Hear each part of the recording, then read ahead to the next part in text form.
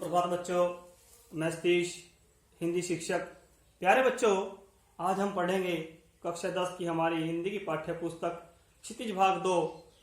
उस भाग में संकलित हमारी एक कहानी का शीर्षक है नेताजी का चश्मा। इस कहानी के कहानीकार हैं स्वयं प्रकाश जी। इनका जन्म 1947 में हुआ और इनकी मृत्यु 2019 में हुई। इस कहानी में कैप्टन चश्मे वाले के माध्यम से हमें कहानीकार जी बताते हैं कि किस प्रकार से देश के विकास में और देशभक्ति की भावना को प्रकट करने के लिए प्रत्येक नागरिक अपना किस प्रकार से सहयोग अर्थात योगदान दे सकता है। कहानी कुछ शुरू होती है एक छोटे से कस्बे से। कहानी के कुछ मुख्य पात्र व घटनाएं हैं। कहानी के मुख्य पात्रों में हवलदार साहब, पानवाला, कैप्टन चश्मे वाला। कहानी एक छोटे से कस्बे में शुरू होती है। कस्बे में पक्के मकान जैसे कुछ ही मकान और एक सीमेंट का कारखाना, एक लड़कों के लिए स्कूल और एक लड़कियों के लिए स्कूल।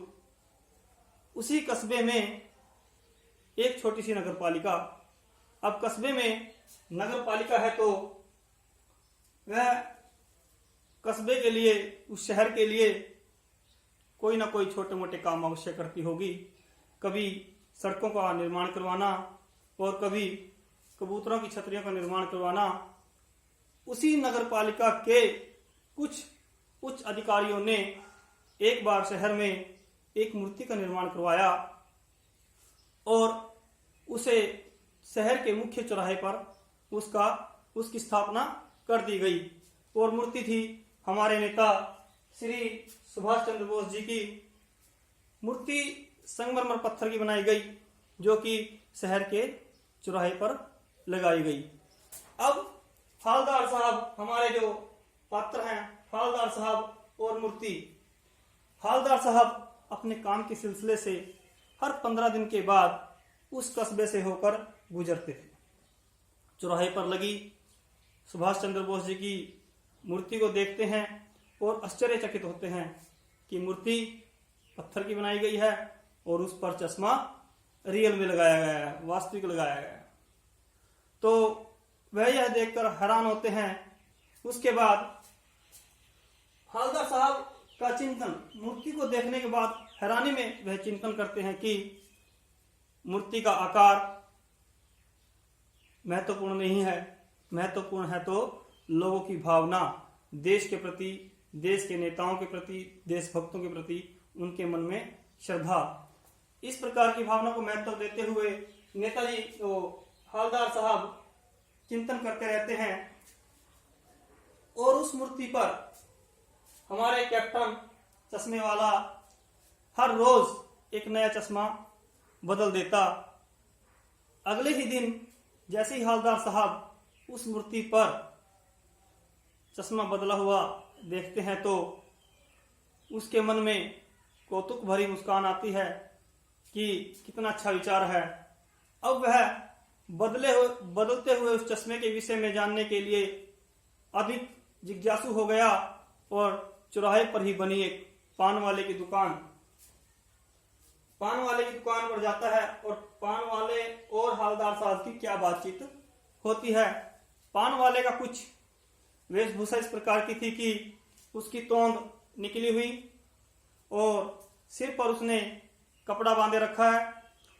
उसको पान खाने की आदत है और वह पान खाने की वजह से उसके दांत लाल और काले पड़ चुके थे। हवलदार साहब पान वाले से मूर्ति पर बदले गए चश्मे के विषय में पूछते हैं तो पान वाला हवलदार साहब जी को बताते हैं कि उनका चश्मा कैप्टन चश्मे वाले बदलते हैं। तो वह कहता है कि ऐसा क्यों? तो पान वाला बताता है कि यह मूर्ति मास्टर मोतीलाल जी द्वारा बनाई गई है। मास्टर जी इस पर चश्मा बनाना भूल गए और कैप्टन चश्मे वाले को यह मूर्ति बिना चश्मे के अच्छी नहीं लगती, इसलिए वह हर रोज इस पर एक अलग से आकार का, अलग प्रकार का चश्मा लगा देते हैं। तो हवलदार साहब पूछते हैं नेताजी का ओरिजिनल चश्मा कहाँ है। पान वाला फिर कहता है कि चश्मा मास्टर जी बनाना भूल गए।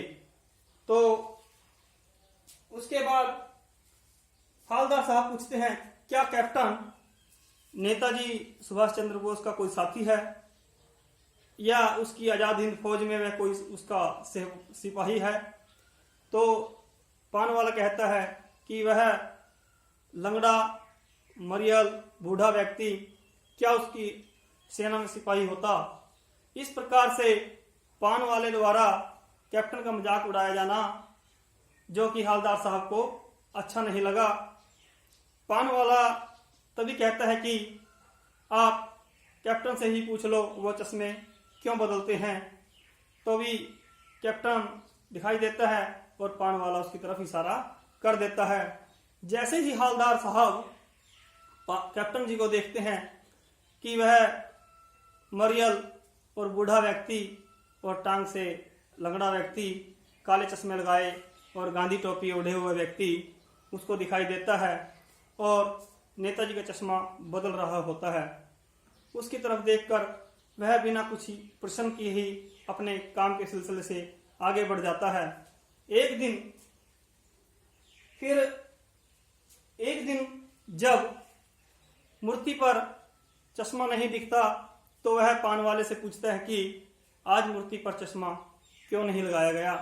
तो पान वाला भावुक हो जाता है और उस व्यक्ति को बताता है, हवलदार साहब को बताता है कि कैप्टन साहब की मृत्यु हो गई है। तो इस पर वह भावुक हो जाते हैं और अपने काम के सिलसिले से फिर आगे बढ़ जाते हैं। हवलदार साहब का इस प्रकार से आगे बढ़ जाना और सोचते ही रहना। फिर कुछ 2 साल के बाद हवलदार साहब को काम के सिलसिले से उसी कस्बे से गुजरना हुआ। अब वह सोच रहा था कि चौराहे पर सुभाष जी की प्रतिमा दिखाई देगी, परंतु उस पर दिखाई नहीं देगा चश्मा, क्योंकि मास्टर जी चश्मा बनाना भूल गए और कैप्टन अब नहीं रहे, तो मूर्ति पर चश्मा कौन लगाए। इसी उधेड़-बुन में वह सोच विचार करता रहा और अपने ड्राइवर को भी उसने बोला कि आज चौराहे पर हम पान नहीं खाएंगे और चौराहे पर गाड़ी मत रोकना। जैसे ही कस्बे से वह गुजरने लगे, चौराहे के पास पहुंचे, आदत से विवश, आदत से मजबूर हवलदार साहब की निगाहें मूर्ति की तरफ गई। निगाहें जाते ही, मूर्ति को देखते ही हवलदार साहब ने ड्राइवर को गाड़ी रोकने के लिए कहा, चीखे और गाड़ी रुकी भी नहीं थी कि हवलदार साहब गाड़ी से उतरे और मूर्ति की तरफ दौड़े।